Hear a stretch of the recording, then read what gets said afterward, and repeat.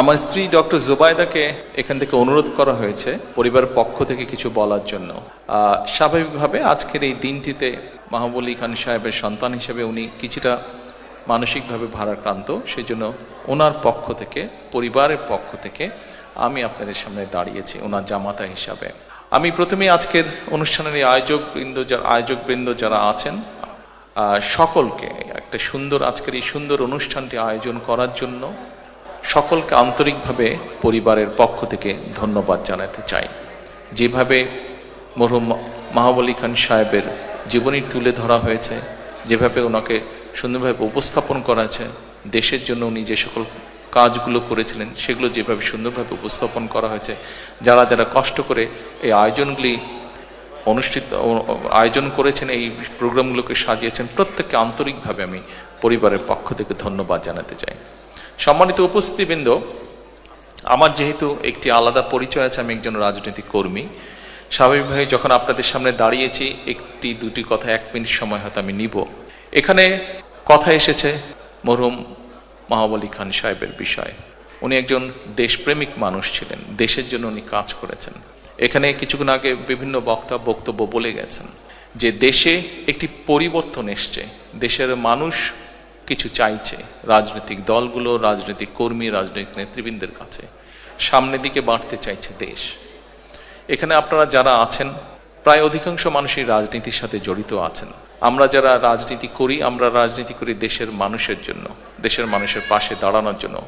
আমি সকলকে অনুরোধ করব যে আসুন, আমাদের যেই সুযোগটি এসছে দেশের মানুষের পাশে দাঁড়ানোর জন্য, আমাদের যেই সুযোগটি এসছে দেশকে সামনে এগিয়ে নিয়ে যাবার জন্য, আমরা সেই সুযোগটিকে কাজে লাগাই। আমরা আমাদের কাঙ্ক্ষিত, শহীদদের কাঙ্ক্ষিত যে বাংলাদেশের জন্য তারা নিজের প্রাণকে উৎসর্গ করেছেন, সেই বাংলাদেশকে যাতে আমরা ধীরে ধীরে গড়ে তুলতে পারি। সম্মানিত উপস্থিতিবৃন্দ, যে একটি বিপ্লবের মাধ্যমে, যে একটি রক্তক্ষয়ী আন্দোলনের মাধ্যমে দেশে এই পরিবর্তন এসছে, আমরা রাজনৈতিক দলের পক্ষ থেকে বিভিন্ন সময় এই আন্দোলনকে সফল করার জন্য দেশের প্রতিটি শ্রেণীর পেশা মানুষকে ধন্যবাদ জানিয়েছি। কারণ একজন রাজনৈতিক কর্মী হিসেবে আমি বিশ্বাস করি যে গত বছর 5ই আগস্ট যে বিজয় আমরা অর্জন করেছি, এই বিজয়টি কোনো একক কোনো সংগঠন বা কোনো দলের দ্বারা সম্ভব ছিল না। সমাজের সর্বস্তরের মানুষ, প্রত্যেকটি শ্রেণী পেশার মানুষ রাজপথে নেমে এসেছিলেন বলেই এই আন্দোলনটি সফল হয়েছে, বাংলাদেশ স্বৈরাচার মুক্ত হয়েছে। আমরা বিভিন্ন সময় দলের পক্ষ থেকে, আমি ব্যক্তিগতভাবে দলের পক্ষ থেকে আমরা দেশের প্রত্যেকটি শ্রেণী পেশার মানুষকে আমরা ধন্যবাদ জানিয়েছি। আমি প্রায় 17 বছর প্রবাসে আছি। আপনারা যারা প্রবাসী আছেন, শুধু ইউকেতে না, পৃথিবীর বিভিন্ন দেশে যারা আছেন, প্রবাসে যারা আছেন, আপনাদেরই একটি অংশ হিসাবে আমি প্রবাসে 17 বছর ধরে আছি। আমরা একটি গোষ্ঠী যাদেরকে আমরা হয়তো ধন্যবাদ জানিয়েছি, কিন্তু কম জানিয়েছি আন্দোলনকে সফল করার জন্য যাদের অবদান ছিল।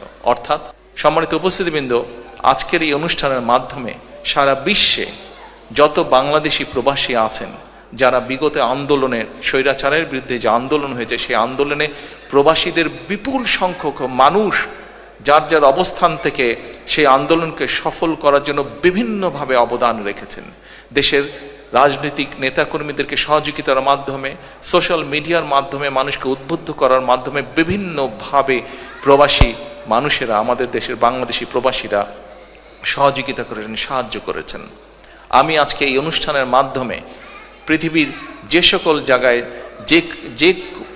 যে সকল প্রান্তে যেই বাংলাদেশি আছেন, প্রত্যেকটি বাংলাদেশিকে, প্রত্যেকটি প্রবাসীকে, যারা এই আন্দোলনে আমাদেরকে সহযোগিতা করেছেন, যারা এই আন্দোলনে আমাদেরকে উদ্বুদ্ধ করেছেন, বিএনপি সহ সকল গণতান্ত্রিকামী রাজনৈতিক দলের নেতৃবৃন্দ, কর্মীদেরকে উদ্বুদ্ধ করেছেন, সহযোগিতা করেছেন, সাহায্য করেছেন বিভিন্নভাবে যার যার অবস্থান থেকে, প্রত্যেকটি মানুষকে আমি আন্তরিকভাবে ধন্যবাদ জানাতে চাই। আন্তরিকভাবে প্রবাসীদেরকে আমি ধন্যবাদ জানাতে চাই দেশকে স্বৈরাচার মুক্ত করার জন্য। প্রবাসীদের কাছে আমি আহ্বান জানাবো, আপনারা যেভাবে দেশকে গড়ে তুলতে সাহায্য করেছেন অতীতে, ইনশাল্লাহ আগামী দিনে গণতান্ত্রিক যে সরকার আসবে, সেই সরকারকে আপনারা সহযোগিতা করবেন, যাতে দেশকে যারা আসবে তারা যাতে দেশকে সামনের দিকে এগিয়ে নিয়ে যেতে পারে। পরিশেষে আবারও সকলকে আন্তরিকভাবে ধন্যবাদ জানিয়ে আমার বক্তব্য শেষ করছি। আল্লাহ হাফেজ। বাংলাদেশ জিন্দাবাদ।